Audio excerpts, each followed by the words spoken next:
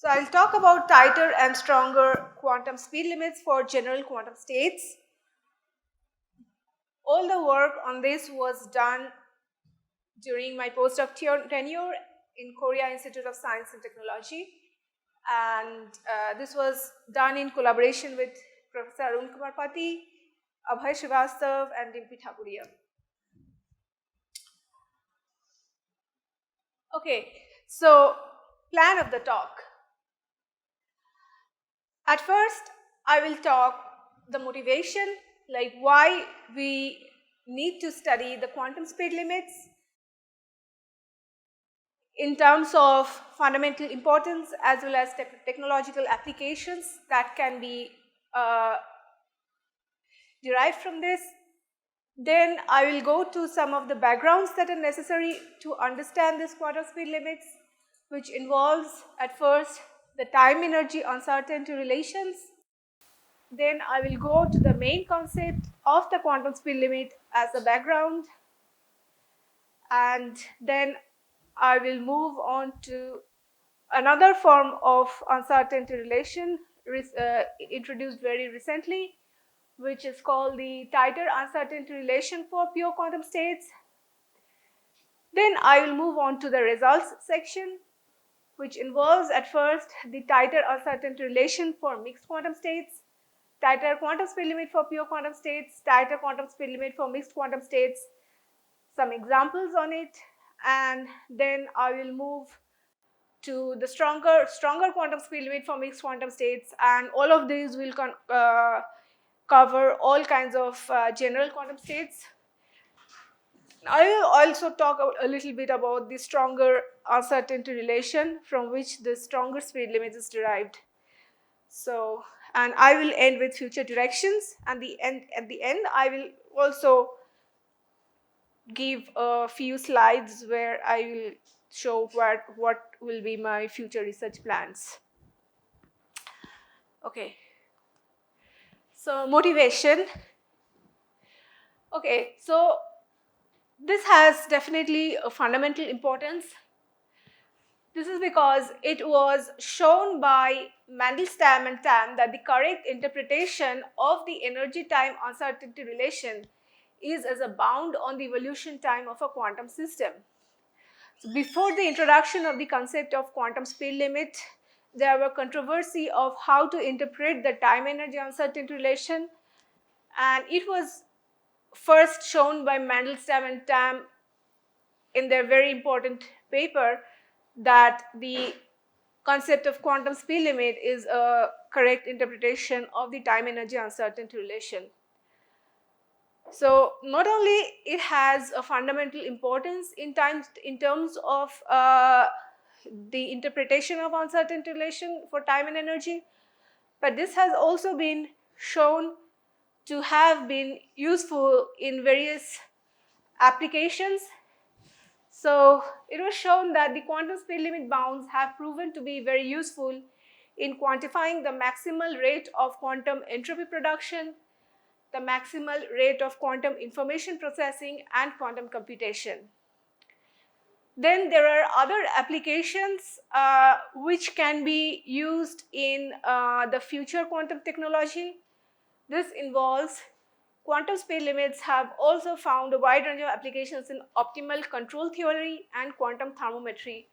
So why optimal control theory? Because to handle and manipulate a quantum system for using it in a quantum device or in some form in quantum technology, you'd want to know the dynamics of the system and the benchmarks of the dynamics of the system, and this quantum speed limit provides one of such benchmarks. So that is why it will be very useful in benchmarking various quantum information processing tasks in future quantum technology. So these motivate us to find better quantum speed limit bounds that can go beyond the standard quantum speed limit, such as the empty bound, or which is a short form for the Mandelstam bound, and find several applications in the aforementioned areas. Okay, now I move on to the background needed to understand the quantum speed limit. which of course involves the time energy uncertainty relations. So the uncertainty principle and the uncertainty relations are of central importance in quantum mechanics. So this is a very well-known thing. Usually we know it by the Heisenberg's uncertainty relation.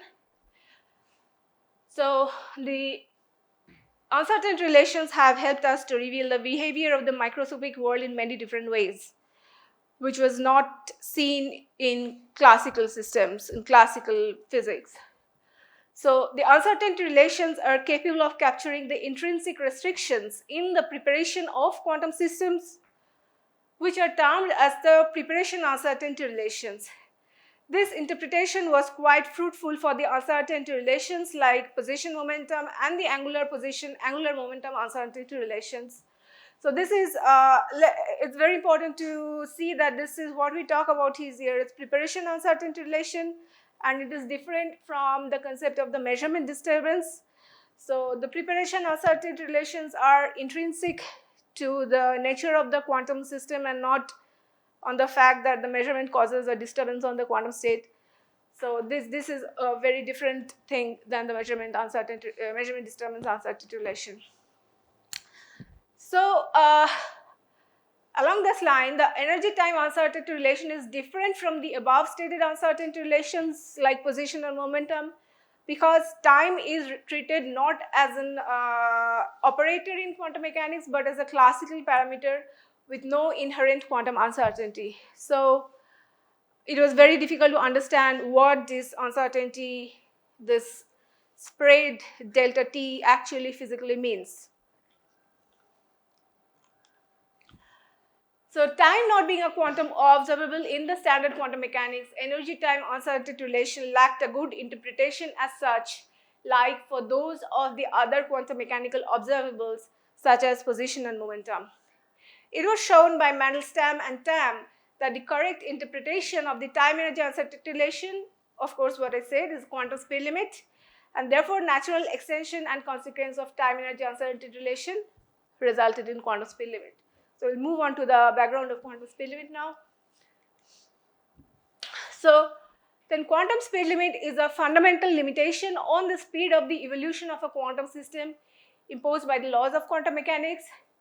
Historically, Mandelstam and Tam derived the first expression of the quantum speed limit time as, is usually called the tau QSL, and it was given by pi by 2 delta H, where the initial and final states are orthogonal, and this delta H is the standard deviation of the Hamiltonian of the quantum states, and the time independent Hamiltonian here.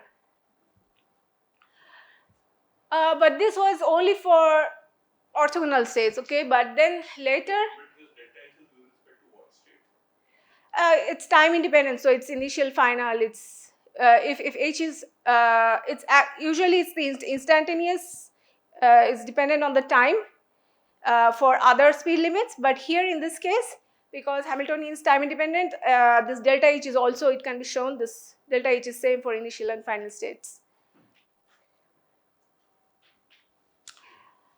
So the QSL bound can be generalized for the evolution between two orthogonal states, and this was given by this relation H cut S0 by 2 delta H, and this A0 depends on the overlap between the initial and final state in this way. So now this is, you can see the upper bound is a special case of this lower bound when this initial and final states are orthogonal to each other. But now this bound is therefore also goes for the case where the initial and final states are not orthogonal to each other. So the tau QSL as stated just above is the celebrated empty bound and gives the minimum time required for a quantum system to evolve between any two states unitarily. So now with that background in mind, we move on to the tighter uncertainty relation for pure quantum states. So for any two generally non-commuting operators A and B, the Robertson-Schrodinger uncertainty relation is given by the following inequality, which is delta A square into delta B square greater than equal to a quantity on the right hand side which depends on the commutator, the expectation of the commutator, and then there is an anti-commutator, and you can almost seems like a correlation term on the right hand side and state dependent. So now this is the Robertson-Schrodinger. However, it was seen that this is usually not the optimal one, and various bounds have over the time have been developed to overcome one's limitation on the other. And one of the prominent ones was by McConey and Patti, and is McConey-Patti uncertainty relation, which was a stronger uncertainty relation. It was given in a PRL paper, I think in 2017, 16 or 14 maybe, right, something around that time. And so, but even later in one of our papers, we tried to arrive at a stronger version, and we saw that if we granulate this Robertson-Schrodinger uncertainty relation, we do get a tighter bound. And we, in our paper, we show theoretically that this is always greater than the Robertson-Schrodinger. And also you see there is an optimization over this psi n on the right hand side. So this psi n is the eigenbasis of any observable other than A and B. I mean, for any observable that doesn't commute with A and B. So this was our the previous tighter uncertainty relation for pure quantum states. Yeah. Of course, the coherent states gives a tight bound. So when you say something is not optimal, what exactly do you mean? Or it's not a tight one? Yeah, I mean, it's not a tight one. This bound, as you said, that it is saturated for some classes of states, but it's the best. Yeah, it's not optimal and not the tightest one. Means that, for example, the later uncertainty relations which came out. So for many classes of states, they gave better bounds, and this better bounds than the Robertson, and they were also saturated. So. Meaning, like, for instance, what you have stated in your fourth thing. So that one is larger than. It's all, yeah. Than the right hand side of that. Yes. Inequality. Yes. But of course, the coherent states they will be. Coincide. Yeah. So, you motivated on your first slide, these bounds related to initial state preparation. Yes. What would these bounds mean for those state preparations? For uncertainty relations. The uncertainty relations with state preparation. Yes, yes. What would such bounds mean for state preparation? It's the same thing. I mean. Then why I'm interested in I didn't understand the question. What sort of is the physical intuition or significance I get from such bounds? Other than Okay. you're able to find some observable sun eigenvectors. Yeah. What's the physics behind Okay. So, I understand. So it mainly pertains to the fact that the state is not an eigenstate of any of these observables. And whenever you measure that observables, any of these two states which are identically prepared, so these are calculated on identically prepared copies, all these delta A's and delta B's. And suppose one of the states is neither the eigenstate of A or B, and you will always get a dispersion because they are not the eigenstates. So that's. that happens in your usual uncertainty relations also, right? Yes, the interpretation is the same, but mathematically the bound gives us better bounds. Yeah, my question is, what does that better bound mean physically? Okay. Better bound means physically that it will give a better idea about the limitation of estimating the observable with some amount of accuracy. So this better bound means that uh, suppose there is a quantum information task and we need to estimate an observable for that in that quantum state or whatsoever. The older bounds will never give us an accurate idea of the actual limitation if it's not a good one. So the better bounds will always give us better accurate information about how good we can estimate that observable in that quantum state. And so this should be useful in, I would say, like, should be in resource optimal resource or all this stuff. Give us an example. Yes, yeah.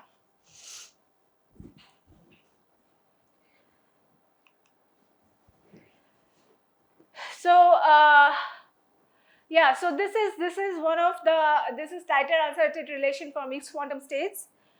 And the tighter, so here this was derived because we wanted to derive a quantum speed limit for all quantum states, not only for pure quantum states. And quantum speed limit for mixed quantum states is still a very active area of research, since there are not many good candidates for it.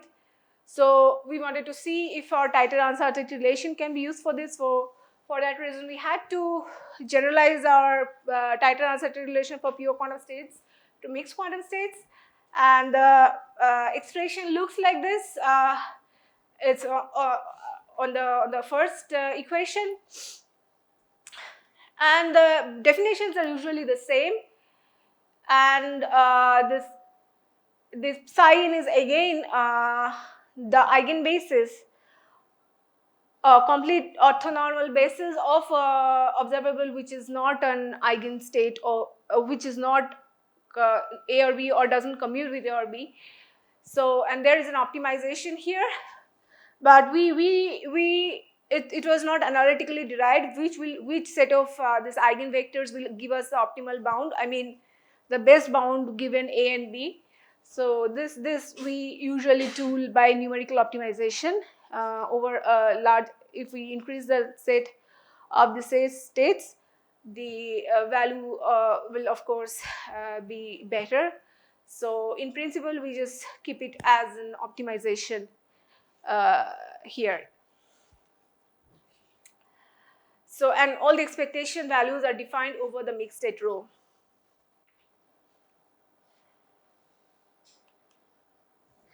So now we move on to the quantum speed limit for pure quantum states from tighter uncertainty relation, but then I just show this so that the next version of the mixed quantum states is simple to follow.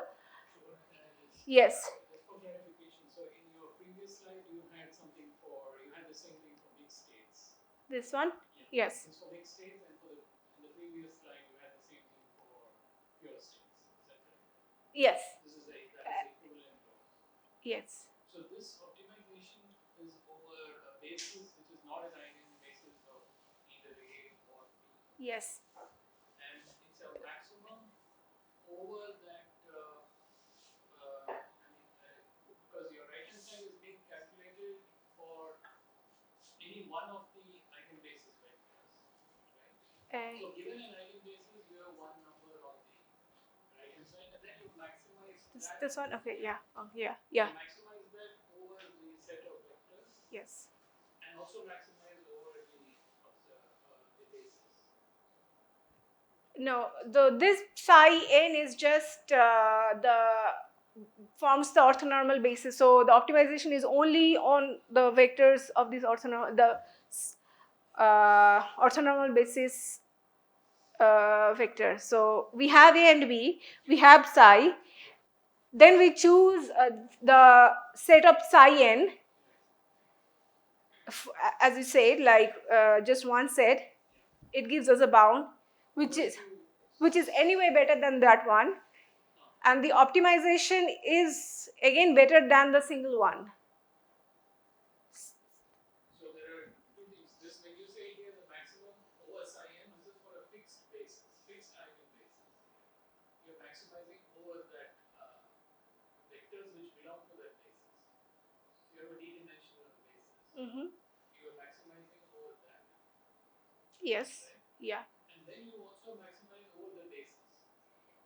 Uh, You I'm maximization because the right hand side is a number for a given vector psi n. yeah. Given vector psi. But in a basis you have d vectors. Maybe. Yeah. Can I? Sure. Yeah. Maybe I'll just go here. So.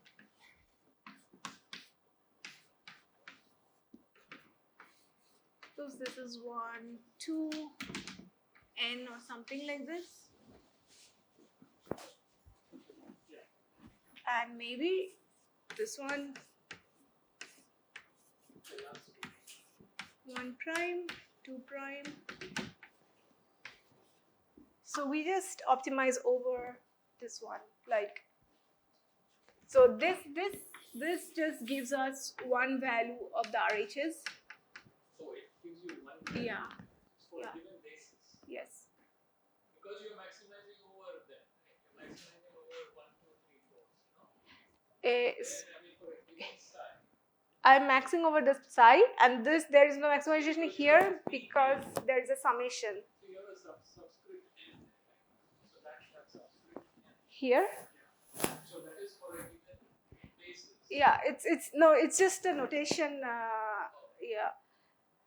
This is exactly the psi n, and this is this vector, and yeah, and there is a expectation value here.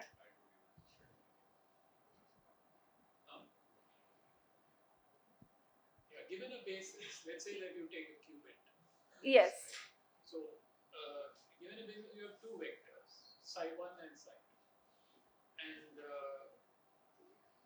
the maximum is calculated over psi 1, whichever is high, psi 1 and psi 2. And then you change the basis. Exactly. Yes. Yeah. So, yeah. So there are actually two maximizations. Yes. Maybe. Yeah. So this is what it is. Just 1 second. So actually, I think now I just notice here there might be a typo of a summation here, because there is a summation you can see here over n. So that reduces to that. So as I see clearly, I didn't see this typo before, but there would be a summation over here. Yeah. So this is now a very difficult thing to do. Right? I mean, Robinson worker or whatever Robinson. So Schrodinger is a simple thing to get. This one is. Yeah, I mean, numerically, what we saw, it's not difficult for calculating each bound. It's usually goes on in like a fraction of a second. And what I'd like to say that this is good even for if we take one only single set, even without the optimization. And is the difference between this and that bound? How does it vary as a function of the dimensionality? Like, is it growing as a function of Okay. Yeah, so this is a question that we would pursue in future. We didn't analytically see, but we numerically checked that it grows with the number of the dimension. We saw it in over like 10 or 15 different examples. So we saw this trend, but we would like to see with the system scaling. For example, for position and momentum, what does this eigenbasis with number do? Typically? This can be any. You can take superposition of position momentum with correct dimensional coefficients. Yeah. So what, for example, what it would come out to be? Let's say for Jx and Jy spin. What would be that basis? Jx and Jy. Yeah.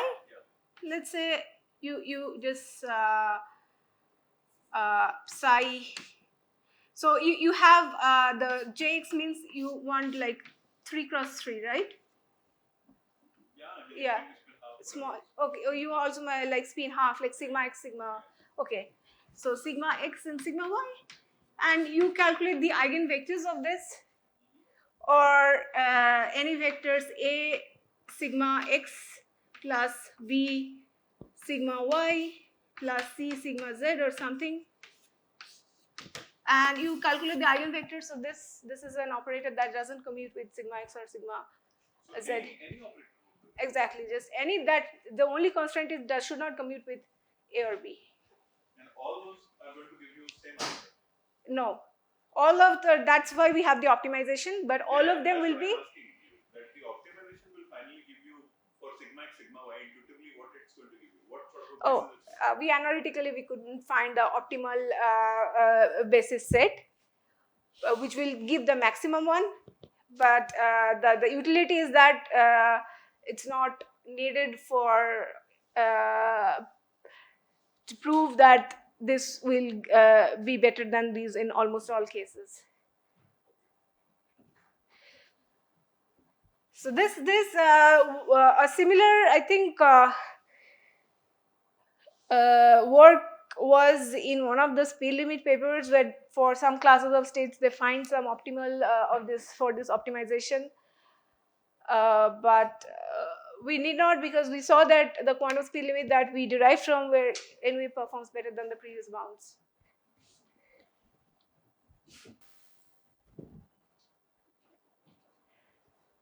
So yeah, and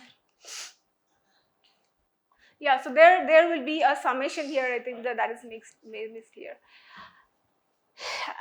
So this is our the mixed state, and so this is the speed limit bound we found for pure quantum states, and you can see the right hand side.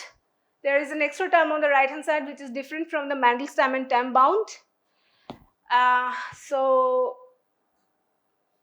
And we found that this bound, we proved it in our paper that this bound is always this right hand side is always positive, this quantity, so it gives a better bound than always gives a better than the Mandelstam bound.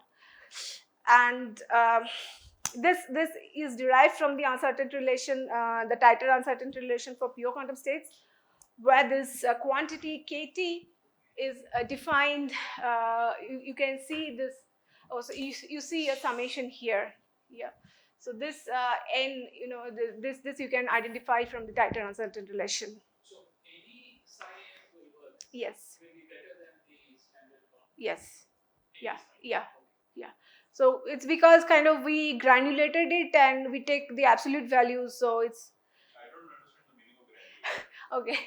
So I mean, if we had some like some, so in the traditional uncertainty relation, usually this is the kind of the quantity that usually starts with to derive it, but we defined a different one, something, I think,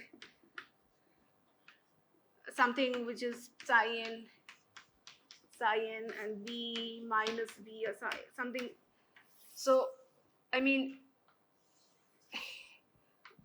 we could, this is almost this is, if we, this is like an identity operator here in the normal, but we took each of these components out, and if we take the absolute values, this kind of, that's what one of the main reasons that it gets bound for all psi n.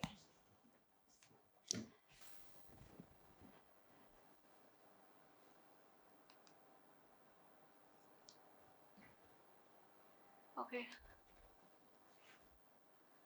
Yeah. So how we derive it?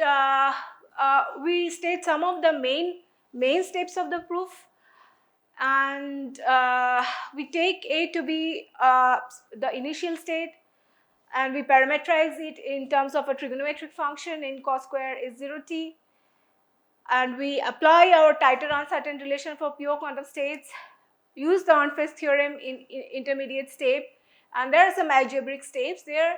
At the end, we perform an integration, and we get this tighter quantum speed limit bound, and because of the optimization that was present in the original uncertainty relation, this also gets transferred here, and Now we move on to the tighter quantum speed limit for mixed quantum states. Uh, I showed the previous the tighter speed limit for pure quantum states because that was easier to relate to with the Mandelstam and time bound directly. You could see that why it is bigger than the Mandelstam and time bound. And then from the tighter uncertainty relation for mixed states, we derive this general bound, the tighter speed limit for all general quantum states, and it looks something like this. Though this expression looks a bit bigger, but this is very simple to compute because the quantities involved here are not difficult to be computed. If we do it in a computer, normal standard computer is done usually in a fraction of a second for even like for high dimensions. So, this we cannot. There are so many different bounds for mixed quantum states. This we cannot directly analytically show that this is the best one among all the bounds because there are different bounds with different analytical properties. So we see in different examples and compare with the best bounds of the mixed quantum states that are already present aside from the Mandelstam and time bound, and we see that this actually fares pretty good with respect to that. So I move on to examples. At first, we do this for. I just have a clarification. So Yeah. you motivated the quantum speed limit as going from one orthogonal state to another orthogonal state, the time of evolution. Yeah, it was, yes. So in case of mixed states, what's happening is going from what state to what state? Initial states to another, but we did only for unitary evolution, like unitarily connected So mixed quantum states. it's going from one mixed state to another mixed state. Yes, yeah. And the bound is for which mixed state? Like the initial one? The bound is the bound on the time limit between these two. So it's for both pair of initial and final states. I see. So on your previous slide, presumably you had two states. Is it? Previous slide. Yeah. So rho 0 and rho tau. Yeah, rho tau is the final one. Yeah. So what is fundamentally different about mixed states? What's not being captured in pure states? I mean, it's just quantum mechanics with some classical probability. Okay, yeah. So why should be important or cool or fundamentally different than something? It should be important because, I mean, in the usual scenarios, we really have the mixed quantum states and, yeah. My point is that why should the bounds be fundamentally different? See, entropy Okay. I can imagine. Yeah. When I mix some things, Yeah. I have more uncertainty, so it's a classical uncertainty also added to it. Yes. As far as the bounds and evolution are concerned, intuitively what's happening in the motion of mixed space? Is it going faster? It's going slower? What's going on? No, I think that's the uncertainty will be bigger. So the bound will be higher for mixed quantum states than pure quantum states.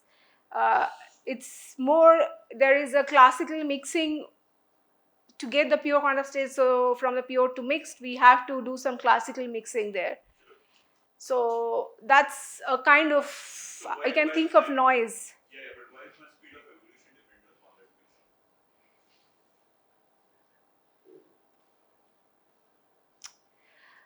The evolution will, for what I think that we really have to see, like for given pure states, if we mix it a little bit, that's what you are saying, because yeah, because we are not comparing a just one pure quantum state and then just an arbitrary mixed state. No, so just a pure quantum states and some amount of classical mixing with that. Because what I see, if for a given pure quantum state, we cannot directly compare this pure and mixed. Yes. So Yeah, I think maybe I can talk about it after the talk. Yeah. So we did this tighter. We chose some examples of random Hamiltonians just because they gave us some physically admissible Hamiltonian, and we want to see it for a diverse number of Hamiltonians and compare with the previous bounds. So this Hamiltonian is useful in various areas like analyzing features of quantum entanglement, universal properties of the out-of-time correlation function, quantum entanglement tsunami, unitary design, and also measurement-induced phase transitions. As a result, due to such physical applicability, we studied the performance of tighter quantum speed limit bound for random Hamiltonians. And here I just show one example. We have various examples. I just give one representative examples. We just start. So this is a representative. We have done it for mixed quantum states. You can see it on our paper. This is like a pure quantum states, and this bound is shown to be greater than the empty bound for various cases. You can see this difference is always positive. But this was expected because that was what theoretically proved. So I can almost, Yeah, here, and this one, that is MD is the Mandelstam bound. Yeah, yeah, this is your initial state. It's only the initial state and the final state. I mean, the initial state is the Hamilton. yeah, Final state exactly. anyway is Yeah, given by. yeah.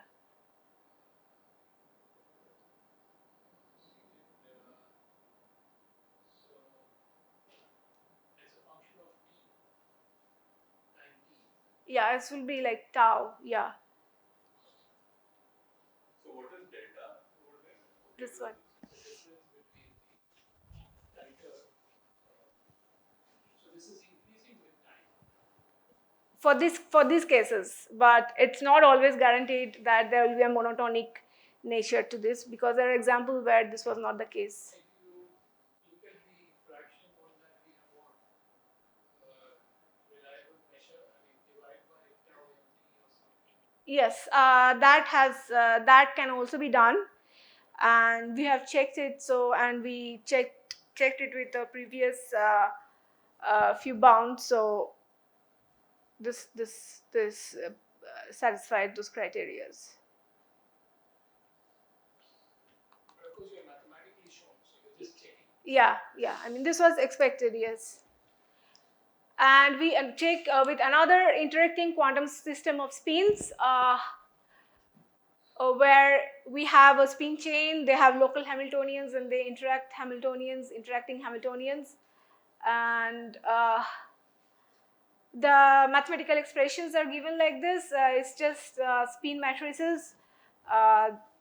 In terms of the spin matrices, Pauli spin matrices. And we derive an expression for the final quantum states, and the main one of the main thing that we see here is again this is always positive, but this is just a check of our theory that yeah, all the factors are correct and all those things. So now stronger uncertainty relation for mixed quantum states, we derive another quantum speed limit bound using the stronger uncertainty relation for mixed quantum states. And this was the earlier Robertson-Heisenberg Schrodinger-Robertson uncertainty relation. And this bound is a mixed state version of the stronger uncertainty relation by McConney and Petit, where the sigma is any operator where these conditions are satisfied. So of course, you can also have optimization here again, the sigma for all these operators satisfying those conditions. And again, the form of the optimal sigma is not known for this, but we can derive a form of sigma in terms of the density matrices and the such that all those conditions are satisfied.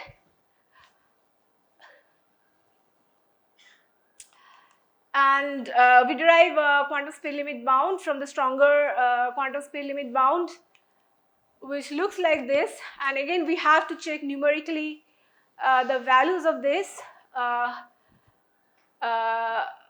for different cases. What are the two states here? The same thing, initial and final states. What are the symbols you used for it? Here, Rosary. yeah.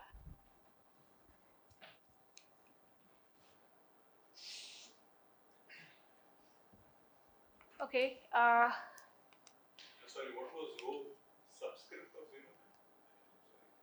Oh, okay. This rho 0 is this just the same actually. Same thing.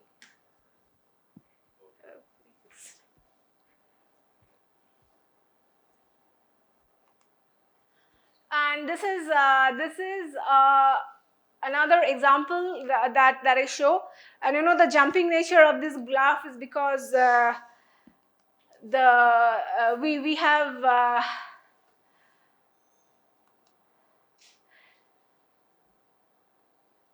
this is for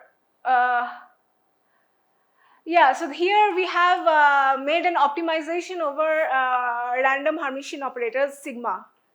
So because these Hermitian operators are random and on a smaller scale, you will see some kind of jumps in these graphs. And this we did for a perfect state transfer Hamiltonian. And we have checked this quantum speed limit for various cases, like for some spin chains and C0 gate Hamiltonian and some of those. So and we have checked our bounds with not only with empty bound but two important bounds. One bound was by I think people in the carbon Modi's group who worked on speed limit. So they gave a tighter speed limit for almost all quantum states in a paper. So we compared our bound with their bounds in many different examples, and we found that we really got better bounds in almost all those cases. So you can look this results in our paper. And so future direction, it remains a subject of future investigation to compare our bound with the Margulis-Levitin bound, where empty bound is weaker than the Margulis-Levitin bound. In future, it will be interesting to see how much the speed limit bounds can be improved by optimization over different choice of sets of orthonormal bases, and which basis set will be the optimal one in deriving the optimal quantum speed limit bound.